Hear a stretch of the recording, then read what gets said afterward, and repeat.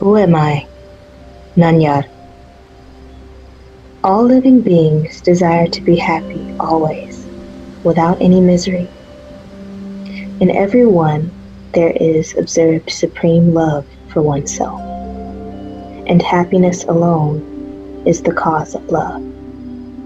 In order, therefore, to gain that happiness, which is one's nature, and which is experienced in the state of deep sleep, where there is no mind, one should know oneself. To achieve this, the path of knowledge, the inquiry in the form of who am I, is the principal means. 1. Who am I?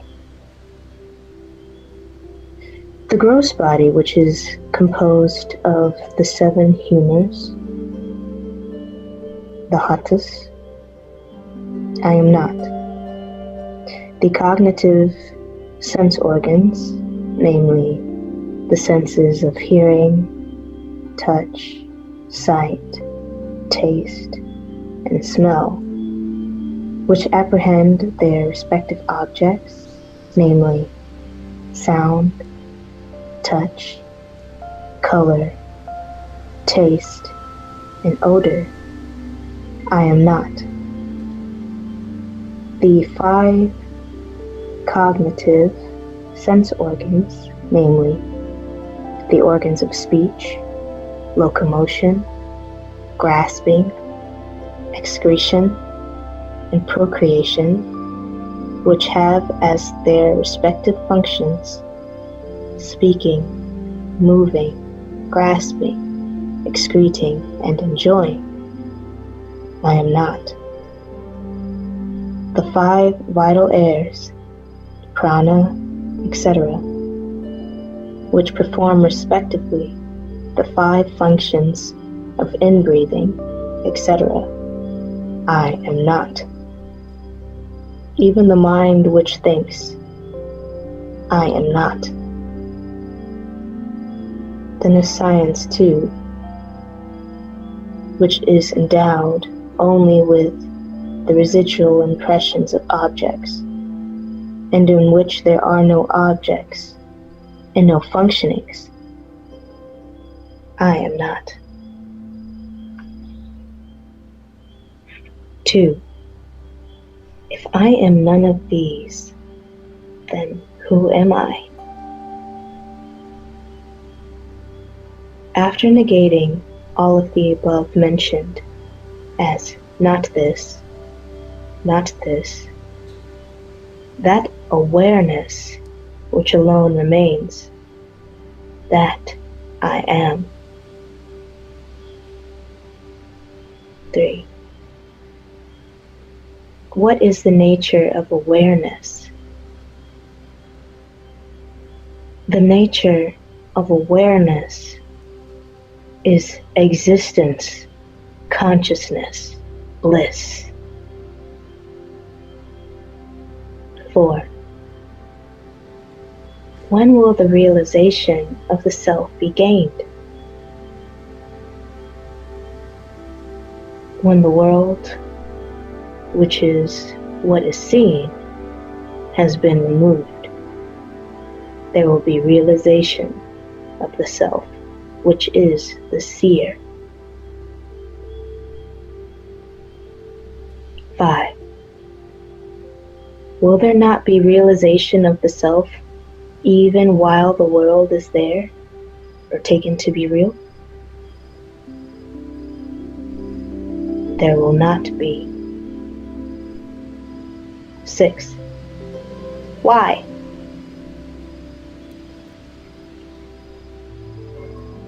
The seer and the object seen are like the rope and the snake. Just as the knowledge of the rope, which is the substratum, will not arise unless the false knowledge of the illusory serpent goes, so the realization of the self which is the substratum, will not be gained unless the belief that the world is real is removed. 7. When will the world, which is the object seen, be removed? When the mind, which is the cause of all cognition and of all actions, becomes quiescent, the world will disappear. 8. What is the nature of mind? What is called mind is a wondrous power residing in the self. It causes all thoughts to arise. Apart from thoughts, there is no such thing as mind. Therefore, thought is the nature of mind. Apart from thoughts, there is no independent entity called the world. In deep sleep, there are no thoughts, and there is no world. In the states of waking and dream, there are thoughts, and there is a world also. Just as the spider emits the thread of the web out of itself and again withdraws it into itself, likewise, the mind projects the world out of itself and again resolves it into itself. When the mind comes out of the self, the world appears. Therefore, when the world appears to be real, the self does not appear. And when the self appears, shines, the world does not appear.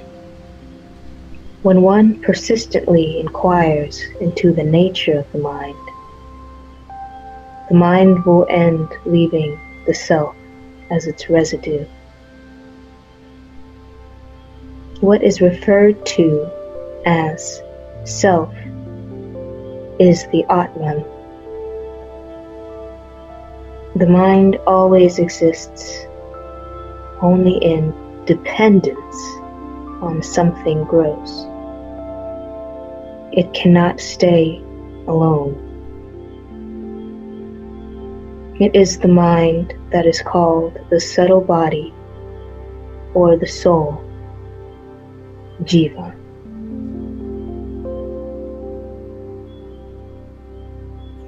Nine. What is the path of inquiry for understanding the nature of the mind?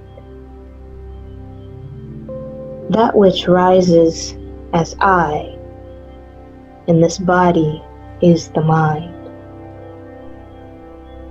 If one inquires as to where in the body the thought I rises first, one would discover that it rises in the heart.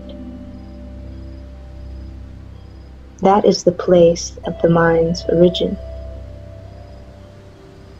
Even if one thinks constantly, I, one will be led to that place. Of all the thoughts that arise in the mind, the I thought is the first. It is only after the rise of this that the other thoughts arise. It is after the appearance of the first personal pronoun that the second and third personal pronouns appear. Without the first personal pronoun, there will not be the second and third. 10. How will the mind become quiescent?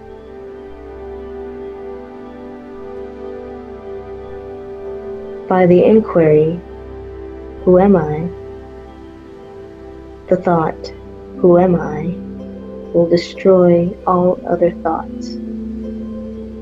And like the stick used for stirring the burning pyre, it will itself, in the end, get destroyed. Then there will arise self-realization. 11. What is the means for constantly holding on to the thought, who am I? When other thoughts arise, one should not pursue them, but should inquire, to whom do they arise? It does not matter how many thoughts arise. As each thought arises, one should inquire with diligence, to whom has this thought arisen? The answer that would emerge would be, to me. Thereupon, if one inquires, who am I? The mind will go back to its source, and the thought that arose will become quiescent. With repeated practice in this manner, the mind will develop the skill to stay in its source. When the mind that is subtle goes out through the brain and the sense organs, the gross names and forms appear. When it stays in the heart, the names and forms disappear. Not letting the mind go out, but retaining it in the heart is what is called inwardness, antarmukha. Letting the mind go out of the heart is known as externalization, bahirmukha. Thus, when the mind stays in the heart, the I, which is the source of all thoughts, will go. And the self, which ever exists, will shine. Whatever one does, one should do without the egoity, I. If one acts in that way, all will appear as of the nature of Shiva, God. 12. Are there no other means for making the mind quiescent? Other than inquiry, there are no adequate means. If through other means it is sought to control the mind will appear to be controlled, but will again go forth. Through the control of the breath also, the mind will become quiescent, but it will be quiescent only so long as the breath remains controlled. And when the breath resumes, the mind will again start moving and will wander as impelled by residual impressions. The source is the same for both mind and breath. Thought, indeed, is the nature of the mind. The thought, I, is the first thought of the mind, and that is egoity. It is from that whence egoity originates that breath also originates. Therefore, when the mind becomes quiescent, the breath is controlled. And when the breath is controlled, the mind becomes quiescent. But in deep sleep, although the mind becomes quiescent, the breath does not stop. This is because of the will of God, so that the body may be preserved and other people may not be under the impression that it is dead. In the state of waking and in samadhi, when the mind becomes quiescent, the breath is controlled. Breath is the gross form of mind. Till the time of death, the mind keeps breath in the body. And when the body dies, the mind takes the breath along with it. Therefore, the exercise of breath control is only an aid for rendering the mind quiescent. Manonigraha. It will not destroy the mind. Manonasa. Like the practice of breath control, meditations on the form of God, repetition of mantras, restriction of food, etc., are but aids for rendering the mind quiescent. Through meditation on the forms of God, and through repetition of mantras, the mind becomes one-pointed. The mind will always be wandering, just as when a chain is given to an elephant to hold in its trunk, it will go along grasping the chain and nothing else. So also, when the mind is occupied with a name or form, it will grasp that alone. When the mind expands in the form of countless thoughts, each thought becomes weak. But as thoughts get resolved, the mind becomes one-pointed and strong. For such a mind, self-inquiry will become easy. Of all the restrictive rules, that relating to the taking of sattvic food in moderate quantities is the best. By observing this rule, the sattvic quality of the mind will increase, and that will be helpful to self-inquiry. 13. The residual impressions or thoughts of objects appear unending, like the waves of an ocean. When will all of them get destroyed? As the meditation on the self rises higher and higher, the thoughts will get destroyed. 14. Is it possible for the residual impressions of objects that come from beginningless time, as it were, to be resolved, and for one to remain as the pure self? Without yielding to the doubt, is it possible or not, one should persistently hold on to the meditation on the self. Even if one be a great sinner, one should not worry and weep. Oh, I am a sinner. How can I be saved? One should completely renounce the thought, I am a sinner, and concentrate keenly on meditation on the self. Then, one would surely succeed. There are not two minds, one good and the other evil, The mind is only one.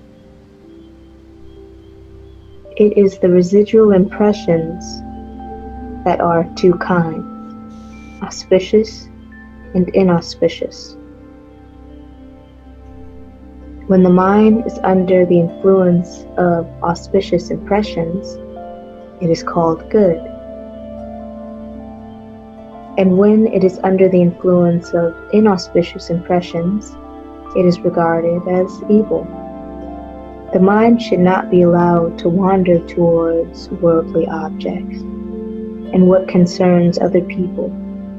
However bad other people may be, one should bear no hatred for them. Both desire and hatred should be eschewed. All that one gives to others, one gives to oneself. If this truth is understood, who will not give to others?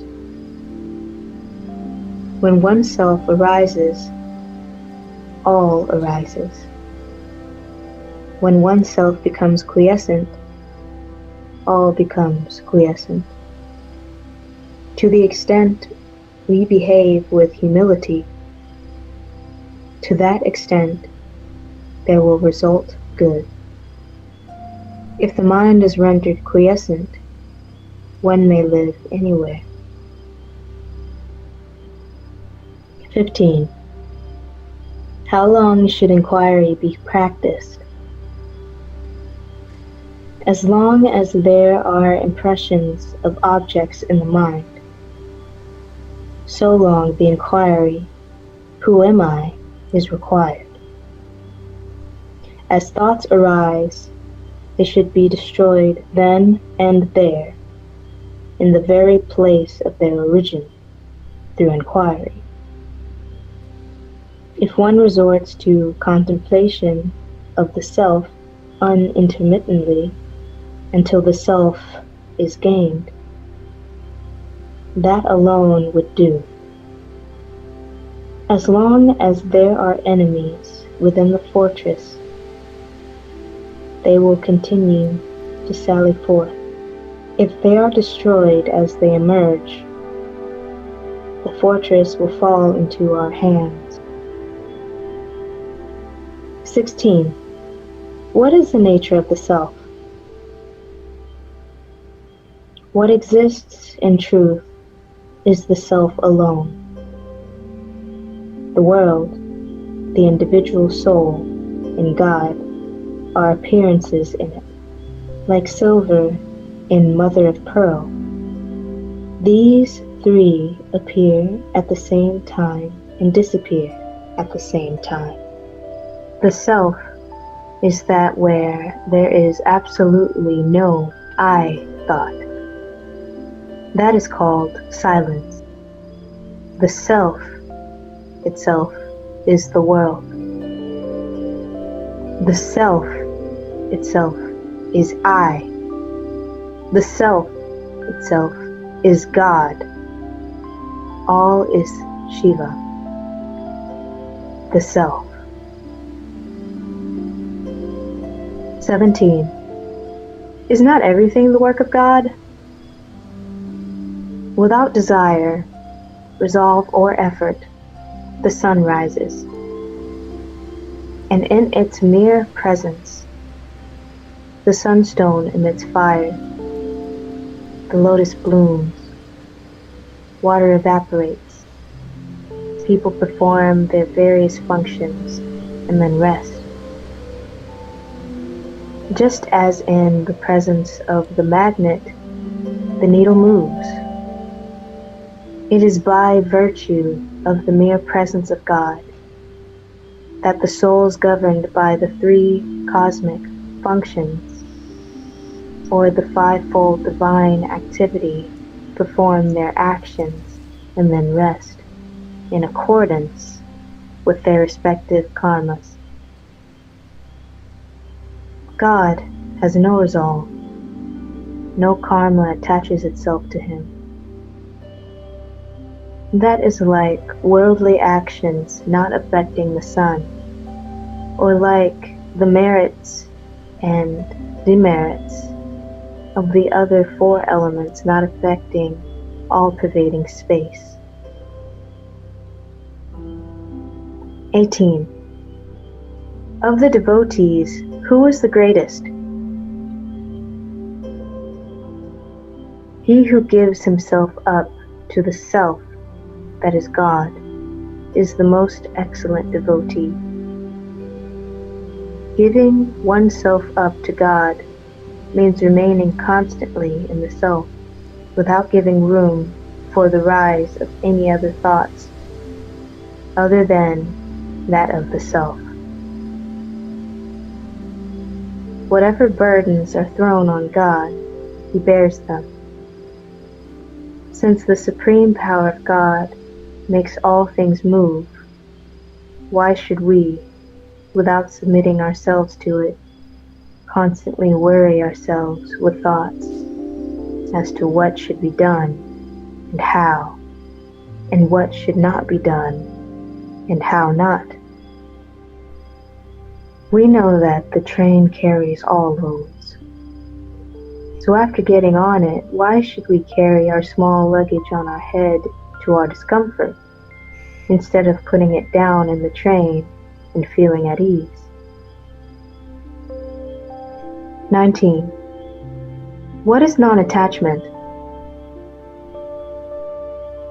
As thoughts arise, destroying them utterly without any residue, in the very place of their origin, is non-attachment. Just as the pearl diver ties a stone to its waist, sinks to the bottom of the sea, and there takes the pearls, so each one of us should be endowed with non-attachment, dive within oneself, and obtain the self-pearl. 20. Is it not possible for God and the Guru to effect the liberation of the soul? God and the Guru will only show the way to liberation. They will not by themselves take the soul to the state of liberation. In truth, God and the Guru are not different. Just as the prey which has fallen into the jaws of the tiger has no escape, so those who have come within the ambit of the Guru's gracious look will be saved by the Guru and will not get lost. Yet, each one should, by his own effort, pursue the path shown by God or Guru and gain liberation. One can know oneself only with one's own eye of knowledge, and not with someone else's. Does he who is Rama require the help of a mirror to know that he is Rama? 21. Is it necessary for one who longs for liberation to inquire into the nature of categories, tattvas? Just as one who wants to throw away garbage has no need to analyze it and see what it is, so one who wants to know the self has no need to count the number of categories or inquire into their characteristics. What he has to do is to reject altogether the categories that hide the self. The world should be considered like a dream.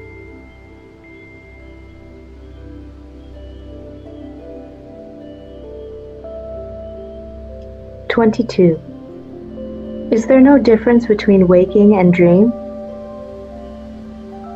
Waking is long and dream is short. Other than this, there is no difference. Just as waking happenings seem real while awake, so do those in a dream while dreaming. In dream, the mind takes on another body. In both waking and dream states, thoughts, names, and forms occur simultaneously. 23. Is it any use reading books for those who long for liberation? All the texts say that in order to gain liberation, one should render the mind quiescent. Therefore, conclusive teaching is that the mind should be rendered quiescent. Once this has been understood, there is no need for endless reading. In order to quiet the mind, one has only to inquire within oneself what one's self is. How could this search be done in books? One should know oneself with one's own eye of wisdom. The self is within the 5 sheets, but books are outside them. Since the self has to be inquired into by discarding the 5 sheets, it is futile to search for it in books. There will come a time when one will have to forget all that one has learned. 24. What is happiness? Happiness is the very nature of the self. Happiness and the self are not different. There is no happiness in any object of the world. We imagine, through our ignorance, that we derive happiness from objects. When the mind goes out, it experiences misery. In truth, when its desires are fulfilled, it returns to its own place and enjoys the happiness that is the self. Similarly, in the states of sleep, samadhi, and fainting, and when the object desired is obtained or the object disliked is removed, the mind becomes inward turned and enjoys pure self-happiness. Thus, the mind moves without rest, alternately going out of the self and returning to it. Under the tree, the shade is pleasant. Out in the open, the heat is scorching. A person who has been going about in the sun feels cool when he reaches the shade. Someone who keeps on going from the shade into the sun and then back into the shade is a fool. A wise man stays permanently in the shade. Similarly, the mind of the one who knows the truth does not leave Brahman. The mind of the ignorant, on the contrary, resolves in the world, feeling miserable, and for a little time returns to Brahman to experience happiness. In fact, what is called the world is only thought. When the world disappears, i.e., when there is no thought, the mind experiences happiness. And when the world appears, it goes through misery. 25. What is wisdom, insight, jnana, drishti? Remaining quiet is what is called wisdom, insight. To remain quiet is to resolve the mind in the self. Telepathy, knowing past, present, and future happenings, and clairvoyance do not constitute wisdom, insight. 26. What is the relation between desirelessness and wisdom? Desirelessness is wisdom. The two are not different. They are the same. Desirelessness is refraining from turning the mind towards any object. Wisdom means the appearance of no object. In other words, not seeking what is other than the self is detachment or desirelessness. Not leaving the self is wisdom. 27. What is the difference between inquiry and meditation? Inquiry consists in retaining the mind in the self. Meditation consists in thinking that oneself is Brahman, existence, consciousness, bliss. 28. What is liberation? Inquiring into the nature of oneself that is in bondage and realizing one's true nature is liberation.